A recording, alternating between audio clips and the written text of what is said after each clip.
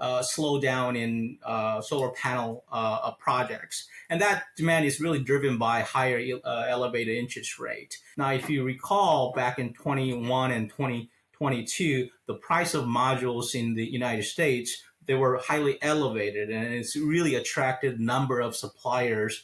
Our new factory in Carsville, in Georgia, that's a $2.5 billion investment.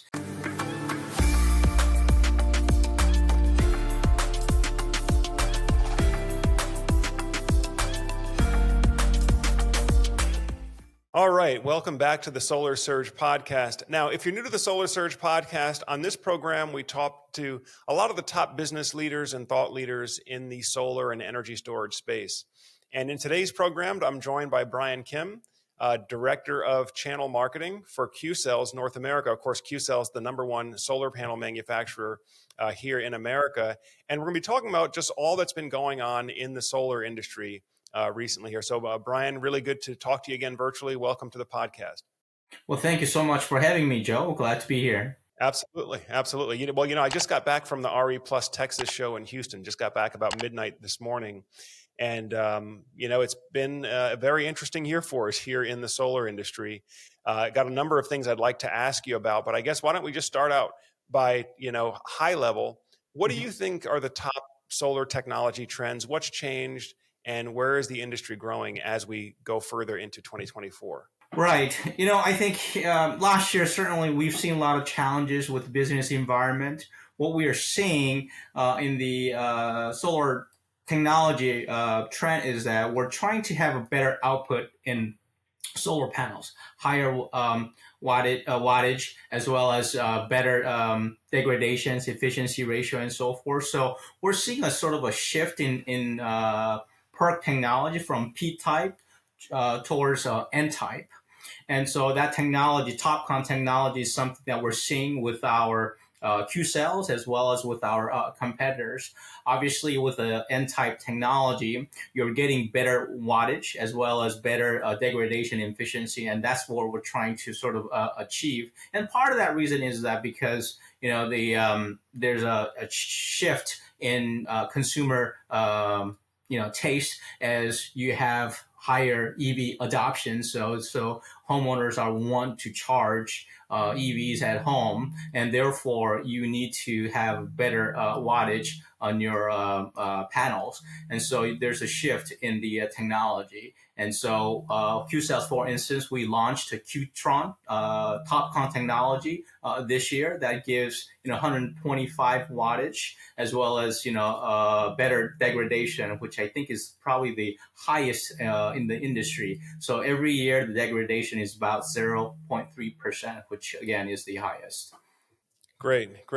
I know for a while there, I'm thinking about maybe 2-3 years ago, it seemed like the trend at that time was just to make physically larger solar panels to achieve higher power. But now it seems that there really is an evolution of cell technology that's getting us to higher module efficiency so that we can actually get more wattage out of, a physically smaller panel in terms of surface area. And I believe that that's the case with the Qtron. If you compare that to like the previous generation, the QPeak Duo G10 versus the Qtron G2, we are seeing a true significant increase in that module efficiency and cell efficiency. Well, absolutely. And there's a lot of investments that go into the technology behind solar manufacturing. I think still the base or the bulk of the technology uses around P-type silicon, which uses dielectric layer on the rear side. But the TOPCon technology uses an N-type silicon with a tunnel oxide layer in polycrystalline silicon on the rear side. And so it uses a different manufacturing process. And by doing so, you're getting higher efficiency, higher wattage. And I think that's going to accelerate as we move forward with the higher EV adoptions and so forth. Very cool. Well, of course, I know another one of the things that I've always, I guess, promoted about Qcells, part of the story is that it is 100% made in USA product. And of course, you arranged for me to be able to tour the facility down there in Georgia where these panels are made.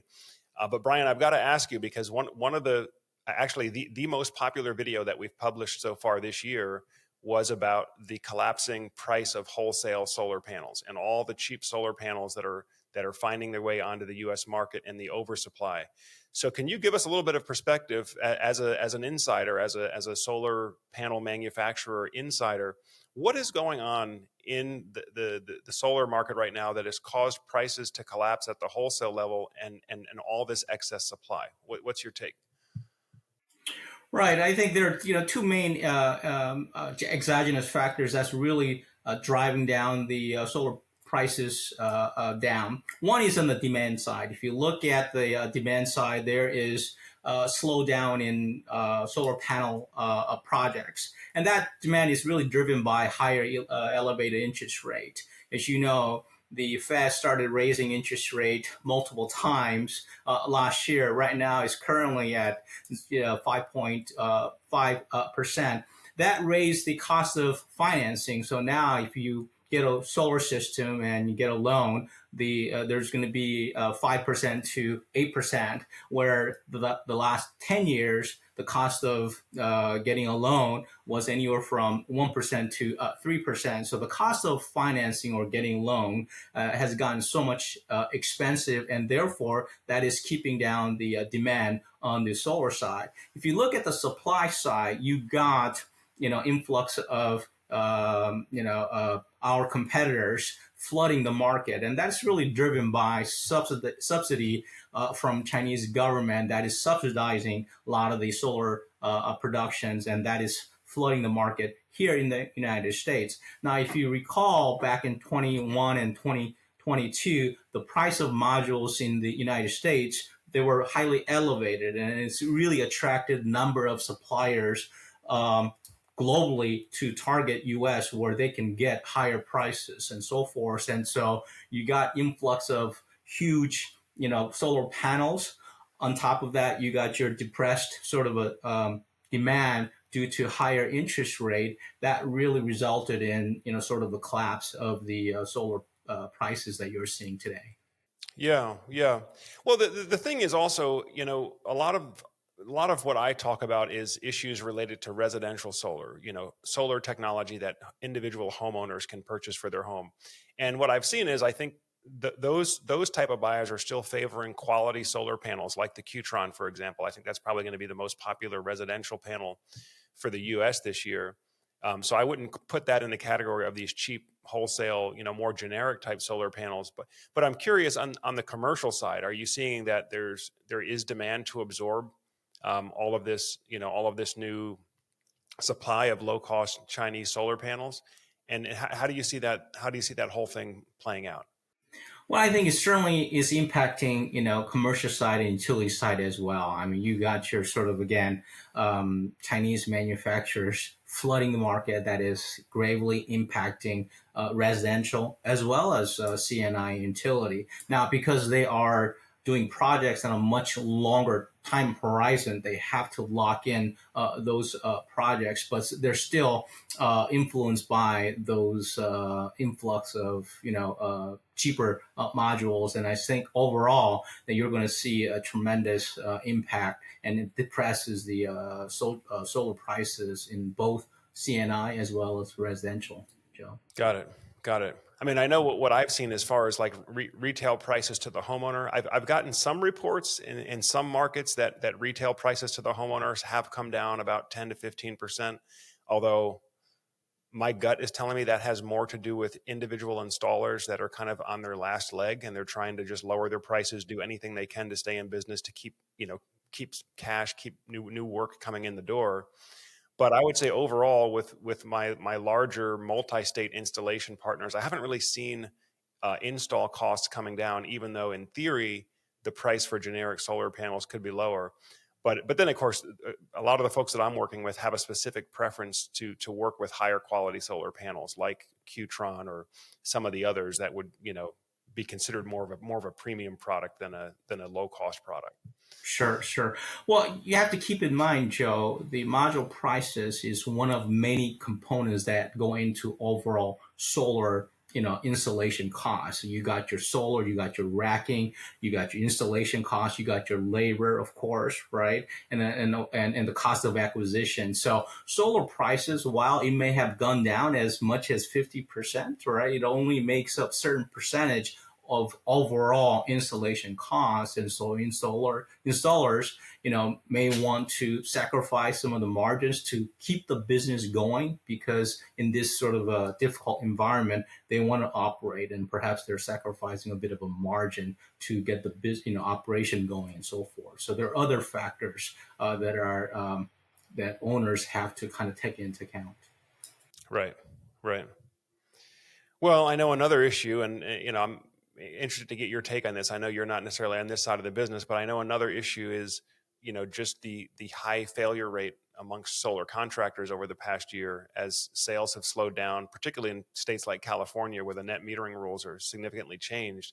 That there have been a number of solar companies that have gone out of business, and I think because of that, a lot of lenders are hesitant to bring their fees down, and also I think a lot of homeowners are hesitant to commit to signing up, not wanting to sign up to buy a system, but then the contractor that installed the system may not be around to service the system over the entire 25-year lifetime. What's your take on where the solar installation business is going? I have some ideas, and I've had some feedbacks from other guests that I'd like to kind of run by you. But what's your take on where the solar installation business goes as we get further into 2024? Right. I think, I understand that if you look at it from a demand side for the past, I would say 13 and 15 years, every year we were able to get, anywhere from 10 to 20% growth every year. And that demand, that tailwind was there. When the interest rate started rise over the past 14 months, and where the interest rate now where it's sitting at, we know the cost of capital, the cost of financing have been elevated significantly, and that really put constraint on installers cash flow. And so, a lot of the financing companies, for instance, when they were giving out, financing at, M1 and M2, now they're being very, very, a little more strict, a little more, I would say, managing their sort of financing, and say, we're not going to pay out until we are milestone 3, where the time of the actual, PTO, as opposed to time of the sign of the contract. So they're being a little more strict. And so installers, because they are constraining for cash flow and the ability to raise capital at a higher cost, that put a lot of constraints on a lot of the installers, and that resulted in bankruptcies and so forth, right? So moving forward, I think installers have to really be very savvy and smart about the ability to manage your cash flow on a monthly and an annual basis. I think the other thing is, of course, the policy change, especially in California, right? From when we transitioned this year from, was it last year when we transitioned from NEM 2.0 to 3.0, right? And that really suppressed a lot of the demand. And, we really didn't understand the implication of NEM 3.0. And I think, installers were sort of off guard, especially installers that were able to, operate on a 0% financing when the interest rate rose to 5 to 6%. That had sort of a detrimental effect. And I think those are sort of the combination of NEM policy as well as higher interest rate that put a lot of the constraint on those installers. And I think moving forward, installers have to be very, very smart about how they manage their business in terms of cash flow, in terms of signing up right contracts and so forth. Sure, sure. Yeah, I mean, thinking back on it, we got hit with really three issues at the same time: the high interest rates, the higher dealer fees on top of the high interest, and then of course the loss of one-for-one net metering. So all three of those combined, the way that a lot of solar was sold on this monthly bill reduction, we're going to cut your monthly payment in half. A lot of that just didn't pencil out anymore in this new environment. Well, I was going to add that, because of the NEM 3.0, now it makes sense to add your battery system in your proposal. And many of the installers who are so used to selling, solar only versus solar plus battery, many of them were not prepared to proposal around solar plus battery and the installations. So when you have battery installations, it just requires more complexities, and you requires more experience because you are dealing with the more wiring, so forth. So the installation gets a little more complex, and I think many of the installers, especially in California, were not prepared for the changes in the sort of the overall proposal and installation. Right. And that's actually exactly where I was going. The last time you and I saw each other in person, we visited with an installer in Fresno, Solar Negotiators. And, they're one of these installers. They're not one of these big name nationwide companies that you've heard of that trying to take over everything, but they're a smaller regional installer. They've grown steadily over time, but not trying to grow too fast. And they've been able to manage the additional complexity now that's come in with the sale and design of battery systems with solar, as well as be able to handle the more complex installations. Because that's frankly what it is right now. Brian, this is what I'm seeing, is that to be successful installing solar with battery storage, it takes real fine attention to detail. It cannot be one of these things where it's just slap the panels on the roof as fast as possible and move on to the next house as fast as possible. And unfortunately, a lot of the big name solar installers or high volume solar installers, they just took that speed approach. That approach doesn't work when you're doing batteries. This is surgery on your electrical system. It takes careful attention to detail, right? And oftentimes that means it's going to cost more. It's not going to be the cheapest bid. You're not going to go with the cheapest contractor. Or if you do go with the cheapest contractor, chances are they may not be in business long term, where somebody who's more middle of the road or maybe even slightly on the higher end of the price spectrum might be the better long-term partner for you if you consider why they have to charge that higher price to do the job right. Absolutely, absolutely, and of course, your business model has to evolve along with the changes in policy, especially in California. Battery, your proposal, the design tool proposal, your calculation changes vastly because your payout period with battery is different from just solar only. So you have to understand: is it going to be backup? Is it going to be self consumption? Is it going to be time of use? There's a lot different layers of complexities, right? And of course, customer support, it has to be a lot more robust because you need to retrain your teams to make sure that you install not only solar but also a battery the right way, the commissioning, right? And so there's a whole sort of different layer of training and the way you approach business that is vastly different from, let's say, NEM 2.0. And that's exactly what is going on. And solar negotiators who were prepared what's to come, they weather through quite well. In fact, they're expanding because they have the right sales approach, they have the right installation, and we were able to support under NEM 3.0 with our Q Home Core battery system. Interesting. Interesting. Yeah, and I guess when you're talking about third-party ownership or leases or PPAs, in that case, the finance partner always had that sort of that onus to provide warranty service in the future, right? So there was already sort of that expectation built in that they are providing for whatever O&M is necessary to keep that asset functioning for the entire lease period or the entire finance agreement period.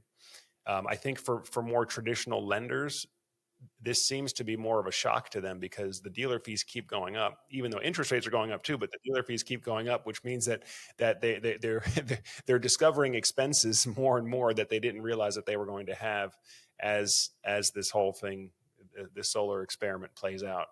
Yeah, yeah, and I Well, think Brian, financing companies, they are evolving their business model in this environment because the cost of capital has gone much higher, and so you add rising dealer fees just for a loan with a higher interest rate and rising dealer fees, they're just not competitive. So what other alternative option can you offer to homeowners that will still allow them to adopt solar system and yet save on their utility costs, right? And I think the PPA and TPOs are the sort of the financing that is back on sort of offering, and that used to be very popular, many years ago. I think Tesla first offered it, and became very popular. And I think Tesla offered it because, for solar system, it requires a lump sum of a purchase either cash or through a financing. So solar Tesla was very savvy and says, what if we make it into a PPA, and then you just pay a monthly fee that is less than your utility bill. And so the value proposition from homeowners was very, very compelling. And I think you're seeing a very similar situation being played out in this highly high rate environment. Yep. No, definitely. I think in terms of monthly cash flow for the homeowner, the third party ownership options are the best option from that perspective. Um, yeah. Well, last thing, Brian, and not the most pleasant topic in the world, but I think it's something we have to talk about because it's the reality in the industry. Is what are we going to do to eliminate a lot of the fraud that's popped up in the industry? And I was down in Houston yesterday, and I was talking to the gentleman from Solar Insure. Now they provide third party solar warranties, and so they get to hear all sorts of horror stories about solar companies that have gone bad or solar systems that were sold under false pretenses. Anyway, it was actually front page news on the Houston Chronicle. There was a couple that was arrested. They actually had them on the thing and mugshots. The couple was committing solar fraud, signing homeowners up, forging the loan documents to earn solar commissions. And that's just a small example of the kind of things that have happened in our industry because it is not very well regulated yet. What is your take on how does solar kind of clean itself up? Do you have any ideas as far as regulations or how companies should go about maybe sales rep vetting, training to help clean up some of this, so we don't have that bad reputation of the fraudulent solar salesmen and all these horror stories we hear about? Sure, sure. Yeah, it's just, when you hear those horror stories, it's just terrible. And it just gives really a bad, reputation to, very reputable solar companies and installers and so forth. If you look at the sort of the root cause of those solar frauds, I mean, there's several reasons. One, right now there's many states don't require a license or training required to sell solar. So I think from a regulatory standpoint, I think the federal government needs to step in and provide more stringent guidance and training at a federal level, at a state level, so that you can't simply start selling solar, and you have to have some training, you have to have some understanding, and I think that's required. If you look at other reasons, you got your aggressive sales tactics, and you got door-to-door salespeople that are very, very aggressive, and they want to make a perhaps quick a buck, and they kind of rush you to make that decision immediately. So this is a discretionary, and it's an investment that will cost you anywhere from 30 to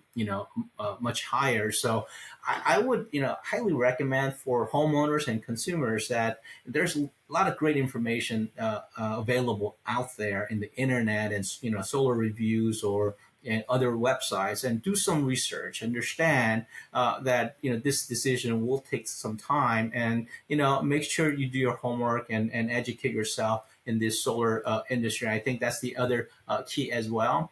If you look at other type of fraud, there's loan frauds that you just kind of noted, right? Where solar sales professionals, they sign on behalf of vulnerable customers that are elderly or non-native English speakers. And I think make sure that you don't sign any documents, right? Don't rush to saying yes and anything like that. And I think that's very, very important. The other thing is, some sales, they claim that they're giving away solar panels for free. Nothing is given away for free. You know that, right? So when you say we're going to give you free panels, immediately that should raise a red flag.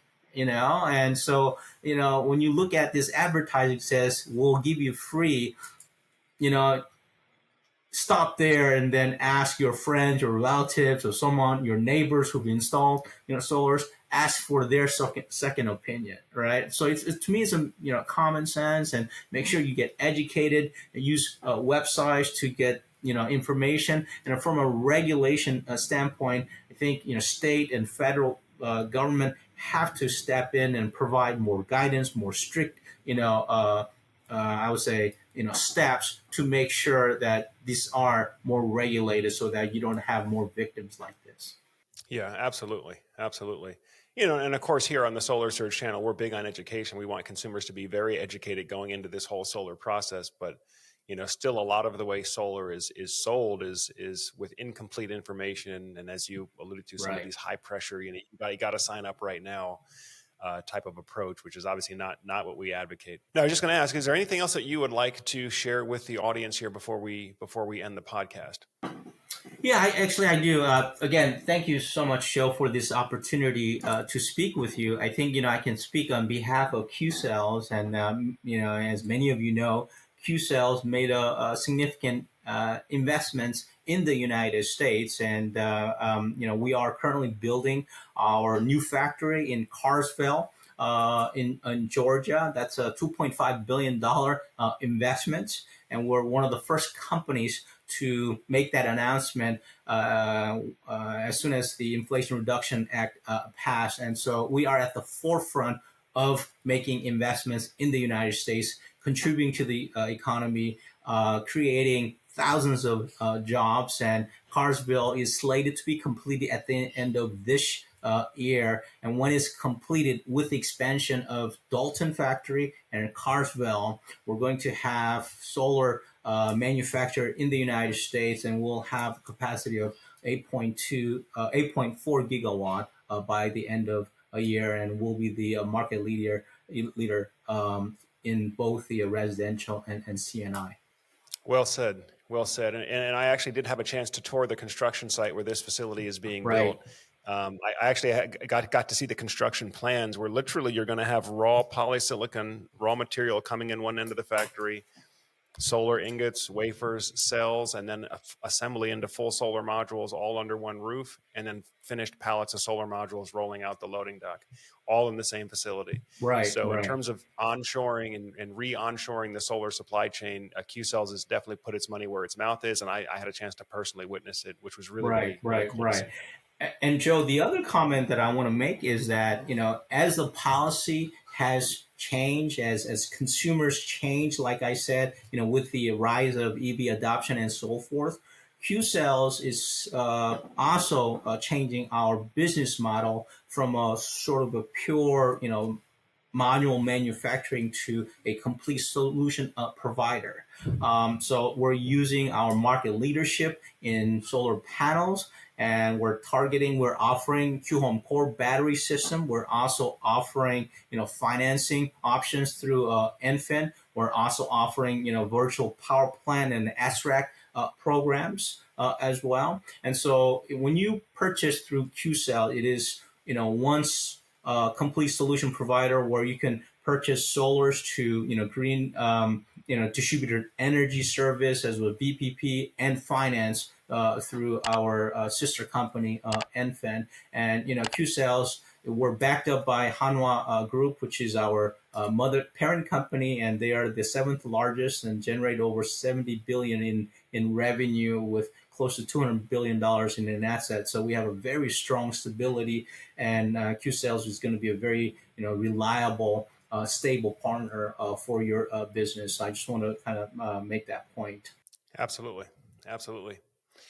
Well, folks, this has been a discussion with Brian Kim, Director of Channel Marketing at Qcells. Again, Qcells is the #1 largest U.S. solar panel manufacturer, as well as a number of other industries where they're involved through the parent company, Hanwha. But folks, again, this is where we talk to leaders in the solar and energy storage space, leaders like Qcells with their solar panels, batteries, inverter products, and others that have a voice and good information to contribute to the solar conversation. But that pretty much does it for today's episode. I thank you all for tuning in. And as always, I'm Joe Ordia here, encouraging you to get prepared and be empowered. Thanks for watching, and we'll see you on the next episode. All right. Thank you, Joe.